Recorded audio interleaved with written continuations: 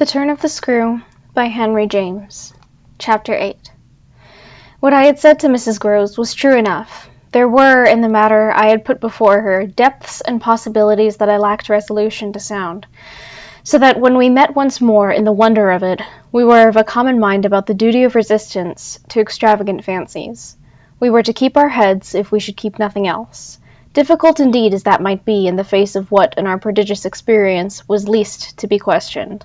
Late that night, while the house slept, we had another talk in my room, when she went all the way with me as to its being beyond doubt that I had seen exactly what I had seen. To hold her perfectly in the pinch of that, I found I had only to ask her how, if I had made it up, I came to be able to give of each of the persons appearing to me a picture disclosing to the last detail their special marks, a portrait on the exhibition of which she had instantly recognized and named them. She wished, of course, small blame to her, to sink the whole subject, and I was quick to assure her that my own interest in it had now violently taken the form of a search for the way to escape from it. I encountered her on the ground of a probability that for recurrence we took for granted, I should get used to my danger, distinctly professing that my personal exposure had suddenly become the least of my discomforts. It was my new suspicion that was intolerable, and yet even to this complication the later hours of the day had brought a little ease. On leaving her, after my first outbreak, I had of course returned to my pupils, associating the right remedy for my dismay with that sense of their charm which I had already found to be a thing I could positively cultivate, and which had never failed me yet. I had simply, in other words, plunged afresh into Flora's special society, and there became aware, it was almost a luxury, that she could put her little conscious hand straight upon the spot that ached. She had looked at me in sweet speculation, and then had accused me to my face of having cried. I had supposed I had brushed away the ugly signs, but I could literally, for the time at all events, rejoice, under this fathomless charity, that they had not entirely disappeared. To gaze into the depths of blue of the child's eyes, and to pronounce their loveliness a trick of premature cunning, was to be guilty of a cynicism in preference to which I naturally preferred to abjure my judgment, and, so far as might be, my agitation. I couldn't abjure for merely wanting to, but I could repeat to Mrs. Groves, as I did there, over and over, in the small house, that with their voices in the air, their pressure on one's heart, and their fragrant faces against one's cheek, everything fell to the ground but their incapacity and their beauty. It was a pity that somehow, to settle this once for all, I had equally to re-enumerate the signs of subtlety that, in the afternoon by the lake, had made a miracle of my show of self-possession.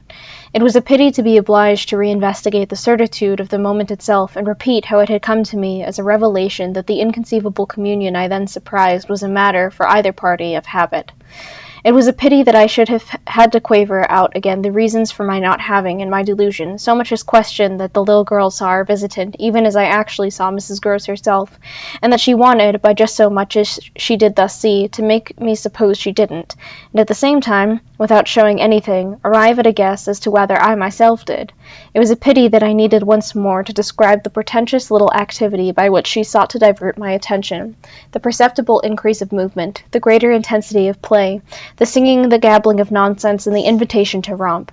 Yet, if I had not indulged, to prove there was nothing in it, in this review, I should have missed the 2 or 3 dim elements of comfort that still remained to me. I should not, for instance, have been able to asseverate to my friend that I was certain, which was so much to the good, that I, at least, had not betrayed myself. I should not have been prompted by stress of need, by desperation of mind, I scarce know what to call it, to invoke such further aid to intelligence as might spring from pushing my colleague fairly to the wall. She had told me bit by bit, under pressure, a great deal, but a small shifty spot on the wrong side of it all still sometimes brushed my brow like the wing of a bat, and I remember how on this occasion, for the sleeping house and the concentration alike of our danger and our watch seemed to help, I felt the importance of giving the last jerk to the curtain. "I don't believe anything so horrible," I recollect saying. "No, let us put it definitely, my dear, that I don't. But if I did, you know, there's a thing I should require now, just without sparing you the least bit more. Oh, not a scrap, come, to get out of you. What was it you had in mind when, in our distress before Miles came back over the letter from his school, you said, under my insistence, that you didn't pretend for him that he had not literally ever been bad? He was not literally ever, in those weeks that I myself have lived with him and so closely watched him. He has been an imperturbable little prodigy of delightful, lovable goodness. Therefore you might perfectly have made the claim for him if you had not, as it happened, seen an exception to take. What was your exception, and to what passage in your personal observation of him did you refer?"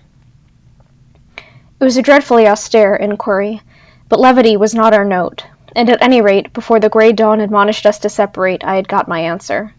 What my friend had had in mind proved to be immensely to the purpose. It was neither more nor less than the circumstance that for a period of several months Quint and the boy had been perpetually together. It was in fact the very appropriate truth that she had ventured to criticize the propriety, to hint at the incongruity of so close an alliance, and even to go so far on the subject as a frank overture to Miss Jessel. Miss Jessel had, with a most strange manner, requested her to mind her business, and the good woman had on this directly approached little Miles. What she had said to him since I pressed was that she liked to see young gentlemen not forget their station. I pressed again, of course, at this. You reminded him that Quint was only a base menial? As you might say, and it was his answer for one thing that was bad. And for another thing? I waited. He repeated your words to Quint? No, not that. It's just what he wouldn't. She could still impress upon me. I was sure at any rate, she added, that he didn't, but he denied certain occasions. What occasions? When they had been about together, quite as if Quint were his tutor, and a very grand one, and Miss Jessel only for the little lady. When he had gone off with the fellow, and spent hours with him. He then prevaricated about it. He said he hadn't? Her assent was clear enough to cause me to add in a moment. I see. He lied. Oh, Mrs. Grose mumbled. This was a suggestion that it didn't matter, which indeed she backed up by a further remark. You see, after all, Miss Jessel didn't mind. She didn't forbid him. I considered. Did he put that to you as a justification? At this she dropped again. No, he never spoke of it. Never mentioned her in connection with Quint? She saw, visibly flushing, where I was coming out. Well, he didn't show anything. He denied, she repeated. He denied. Lord, how I pressed her now. So that you could see he knew what was between the two wretches? I don't know, the poor woman groaned.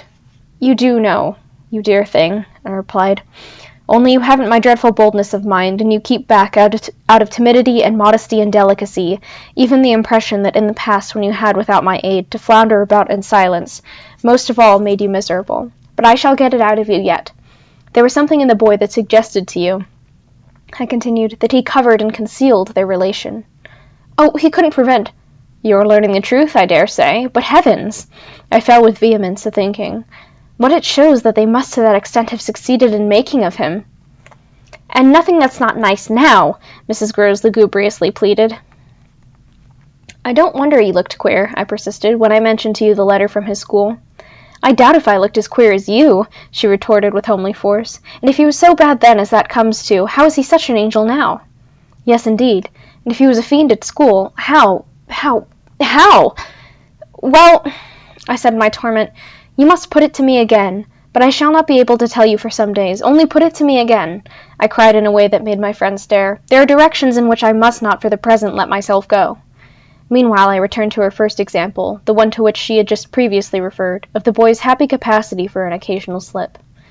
If Quint, on your remonstrance at the time you speak of, was a base menial, one of the things Miles said to you, I find myself guessing, was that you were another. Again her admission was so adequate that I continued. And you forgave him that? Wouldn't you? Oh, yes! And we exchanged there in the stillness a sound of the oddest amusement. Then I went on. At all events, while he was with the man, Miss Flora was with the woman. It suited them all. It suited me too, I felt, only too well, by which I mean that it suited exactly the particularly deadly view I was in the very act of forbidding myself to entertain. But I so far succeeded in checking the expression of this view that I will throw, just here, no further light on it than may be offered by the mention of my final observation to Mrs. Grose. His having lied and been impudent are, I confess, less engaging specimens than I had hoped to have from you of the outbreak in him of the little natural man. Still, I mused, they must do, for they make me feel more than ever that I must watch. It made me blush the next minute to see in my friend's face how much more unreservedly she had forgiven him than her anecdote struck me as presenting to my own tenderness an occasion for doing. This came out when at the schoolroom door she quitted me. Surely you don't accuse him of carrying on an intercourse that he conceals from me? Ah, remember that, until further evidence, I now accuse nobody.